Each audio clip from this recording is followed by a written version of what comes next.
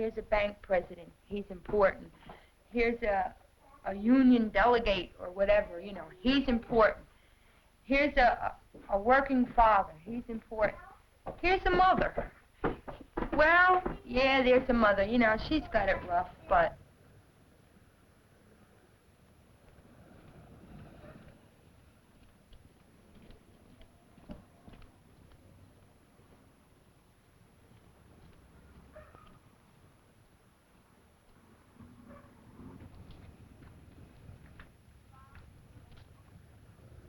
At the beginning, I was happy. I was really happy.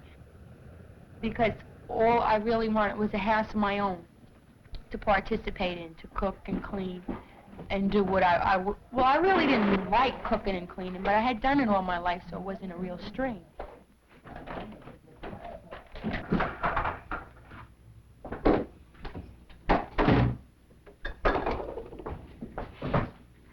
I really didn't know other things existed in life because I was only really a child myself.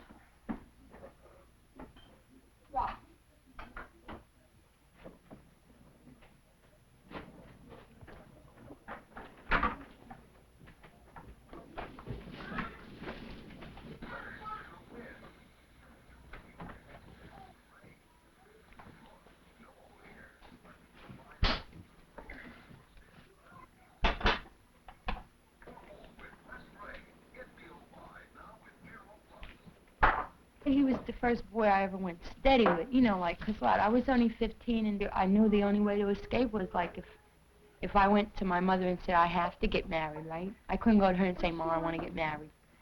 I'm 15, but I want to get married, you know, so I got pregnant and I got married.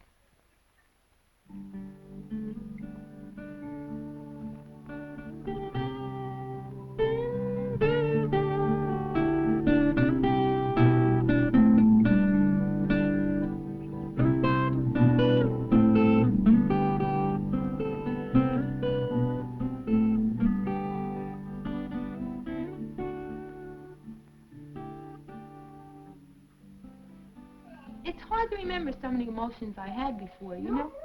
Because I'm so happy now and it's so different from before, but sometimes I used to be here alone at night when Charlie was working, the kids were sleeping. I had the radio going, the television going, reading a book, and I'd feel like the walls were closing in on me, like I was going to scream, holler. Because I had to get out of this house, because, like, how many times I felt like I didn't even know if there was another person alive out there in that world.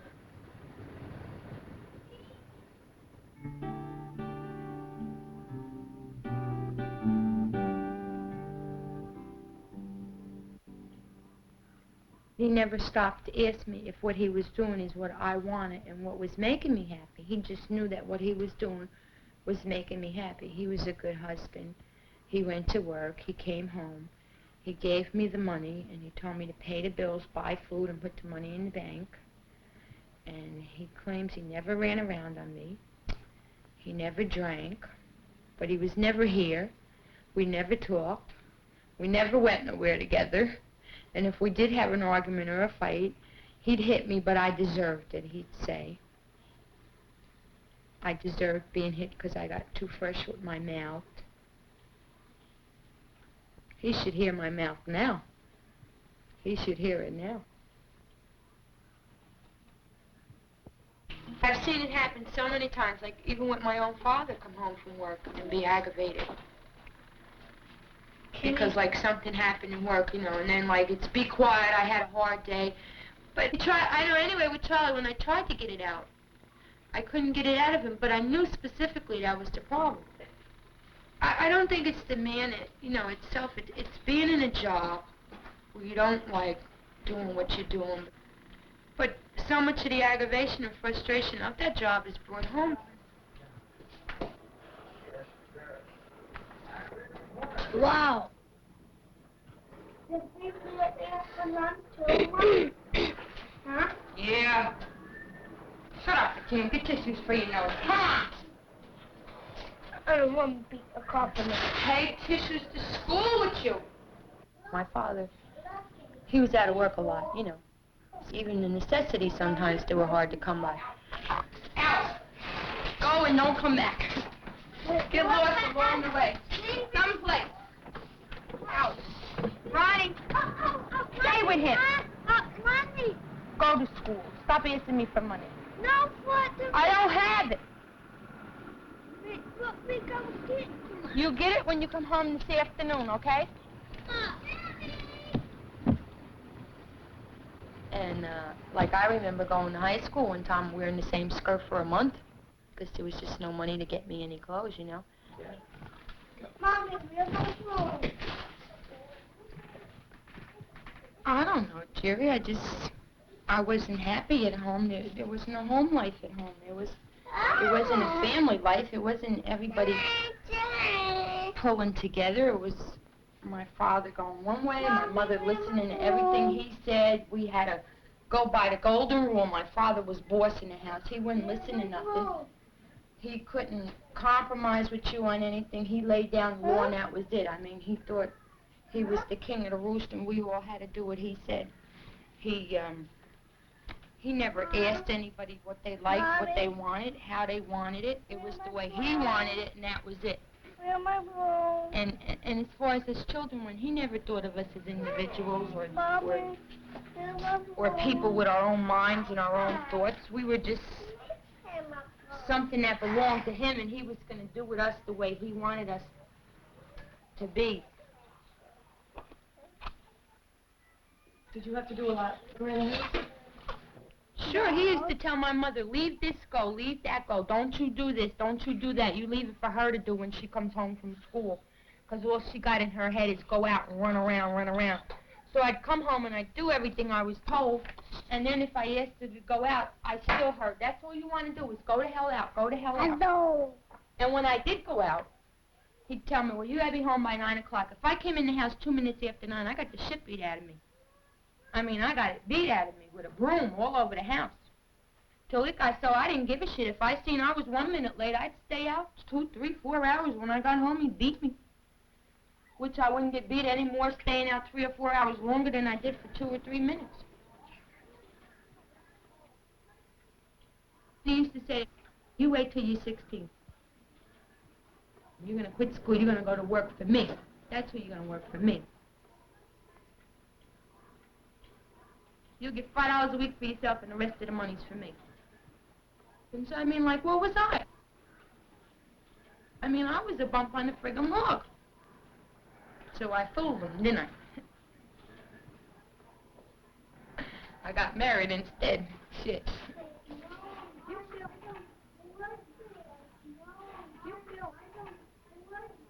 I always thought it was my fault. To me, I was always no good. To me, I was just, anything that ever happened, it was my fault.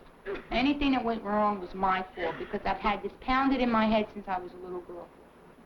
No good, no good, no good. From my father, from my husband, till it just got to the way of life where I believed everything that went wrong was my fault. I didn't try hard enough. I didn't do it right.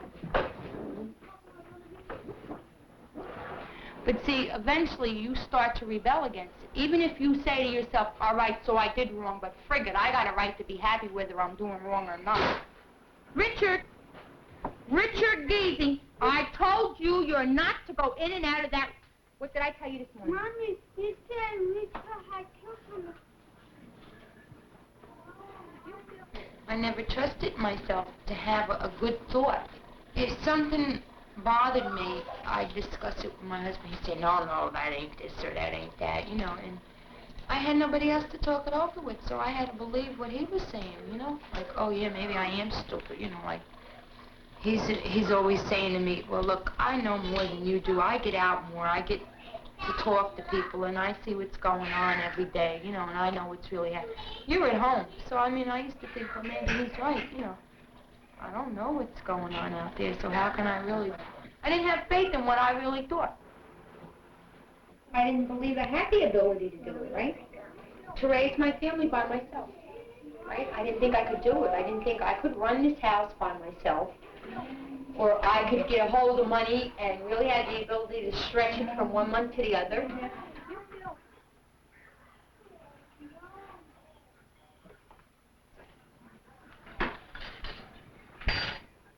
And really had the ability, like I wallpapered and painted my own kitchen. Women are made to believe you can't do that kind of stuff, you know?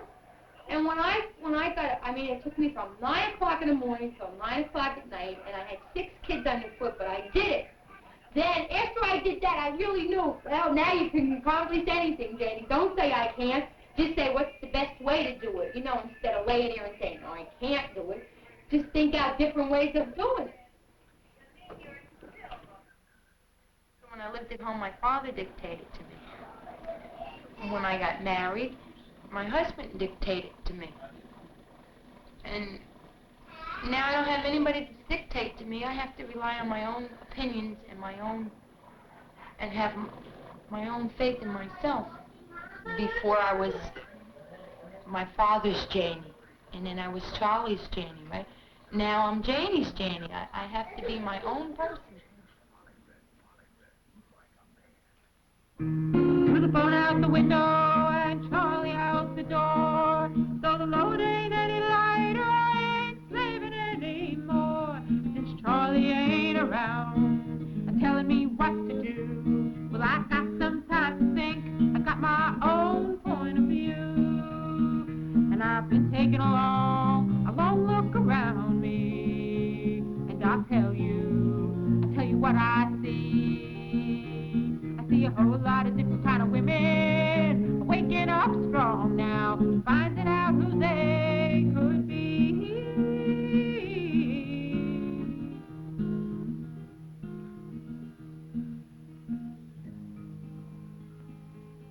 My name is Janie, that's me, and I ain't like I used to be. I'm Janie's Janie and I feel free. Not Daddy's Janie, not Charlie's Janie. I'm Janie's Janie.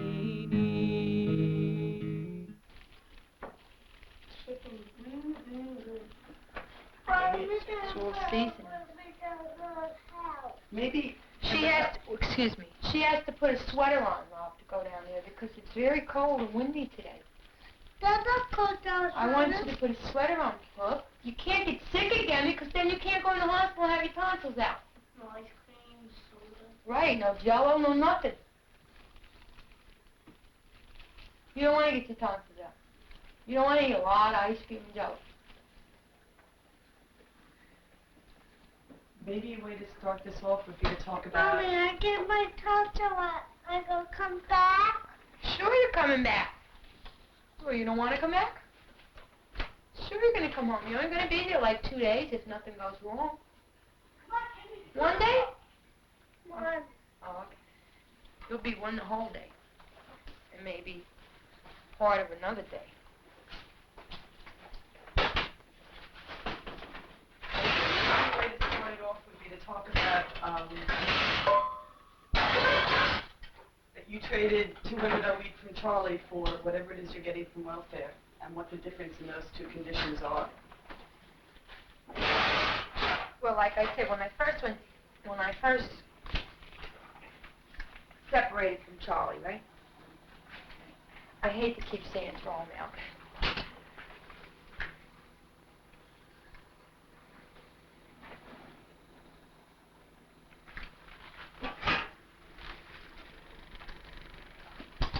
I hate to keep saying that I threw him out because that sounds terrible. I tried to go to work. Right? He would only give me $30 a week. And you know that's nothing to raise 5 kids on $30 a week. I mean, that wasn't even enough for food, so I tried to go to work. But the job that I found, right, in the 5 and 10, first of all, it didn't pay enough, but I took it anyway because I felt, well, something is better than nothing. But the hours, I couldn't go with the hours. Like, I didn't start until 10 in the morning, and I had to work like till 7 at night, and someone had to pay the rent, so that's why I went on welfare, right? But like, they give you the extreme necessities. That's what they allow you for, the extreme necessities, right? And then they feel you should be glad that you're getting that. Because, look, you're a welfare mother staying at home, collecting money every month. I mean, what do you got to kick about, right?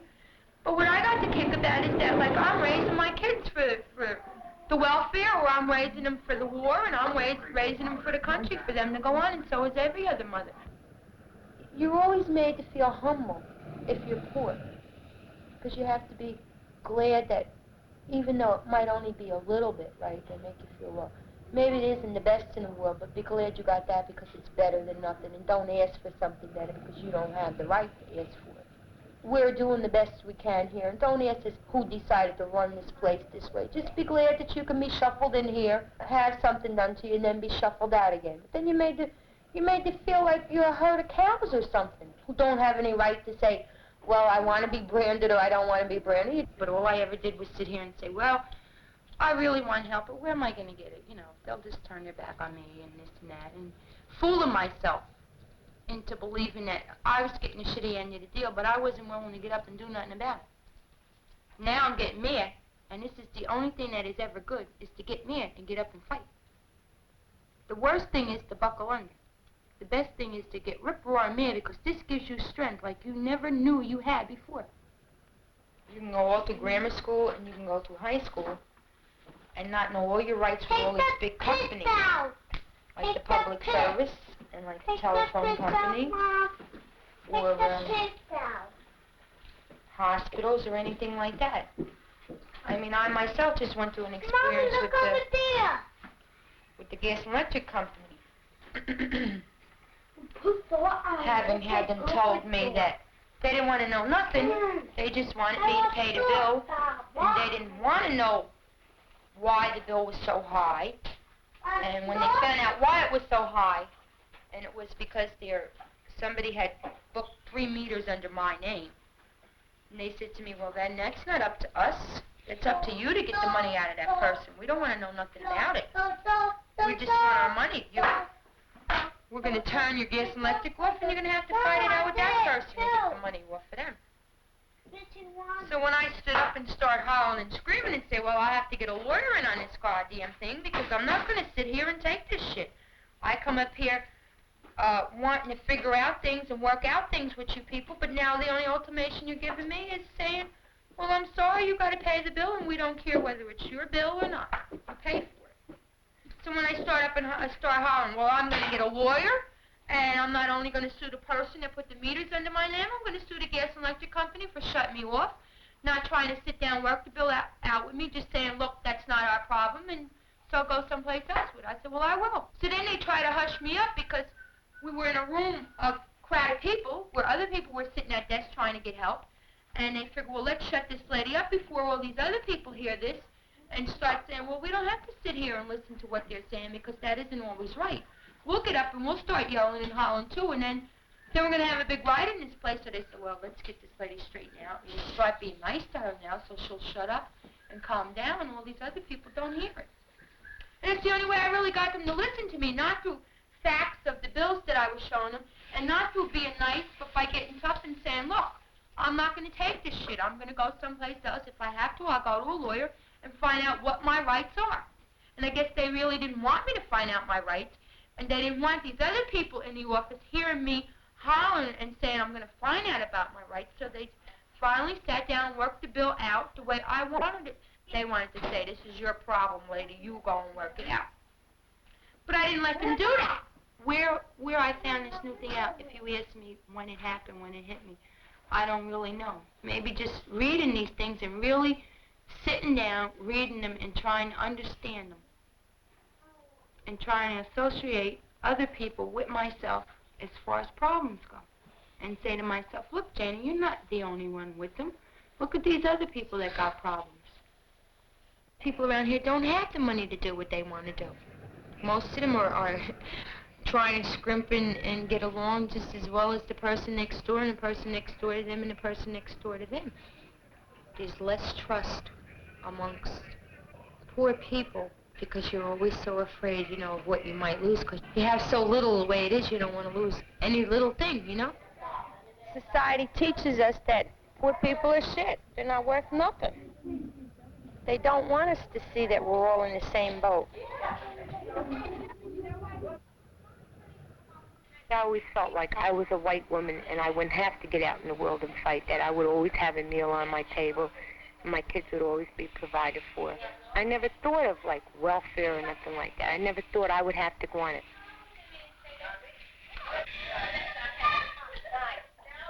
I don't know why we were taught to look down on black people. I don't know why rich people are taught to look down on poor people.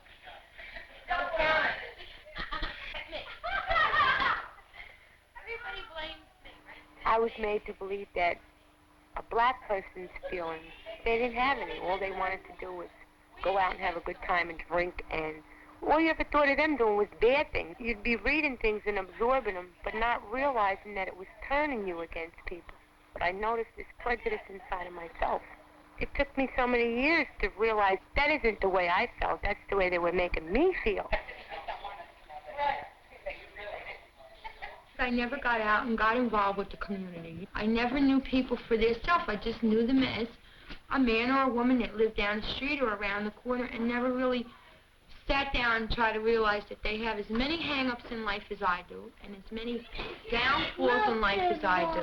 And when we first started out, there wasn't that many people, but more people became involved because, like, then they found out that our problems weren't just our problems. They found out it was like the same thing as theirs. Their main concern was child care. At first, it was really hard getting funds. I mean, we really had to go out and fight for this. But as a group, we got more across than if just one or two of us went and did it. So we set up a daycare it's funded, right? So, like, the parents don't have to pay anything for the kids, because we tried to set up a place that would meet most families' needs. Maybe our parents weren't really fighters, you know. But I seen what happened to me and a lot of other people because my parents didn't fight for me. Not because they didn't care about me, but because society had led them to believe, well, the schools, the Board of Education, whatever, knows what they're doing, right? Most people, if they're really involved and they really care, they can see that you have to fight for your kids. If you get enough people to fight and really just listen to you and your friend sitting here who's Puerto Rican and your other friend here on the side of you that's black, and say to them, don't look at us as a poor white mother, poor black mother, or a poor Puerto Rican mother. We're all of us here speaking the same damn thing, fighting for what belongs to us. I mean, and like, we don't even know what the hell belongs to us because we've always been made to believe, well, we're poor and nothing belongs to you. I mean, you take what you can get and be glad you got it. No, none of us believe that anymore. We as a whole believe that we all deserve the same thing, no matter what we are. So I can go to other women with these same problems and say, look, I've been there. Don't be afraid of this and don't be afraid of that. I'll stand behind you. I'll help you. If you can't get somebody from the Board of Education to stand behind you, then we'll go and look for another mother like us, and then we'll look for another one and another one until we got enough to stand up in front of these people to make them hear us. If we have to get drastic and violent about it, then we're just going to have to. We got to realize our children's lives are at stake and our lives are at stake. We don't have to sit back and do what they tell us we got to do. As long as we're not going out there and deliberately breaking the law. And if they make us break the law, we're going to let everybody know why they made us break the law and why we had to break it to make them understand. You know, the hardest thing, though, is fighting for something you never had. Because you didn't know what you didn't have.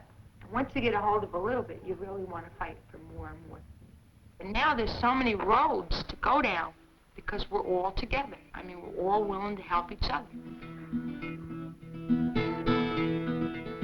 And I've been taking a long look around me now. And I'll tell you what I see. I see a whole lot of different kind of women waking up strong now, finding out who they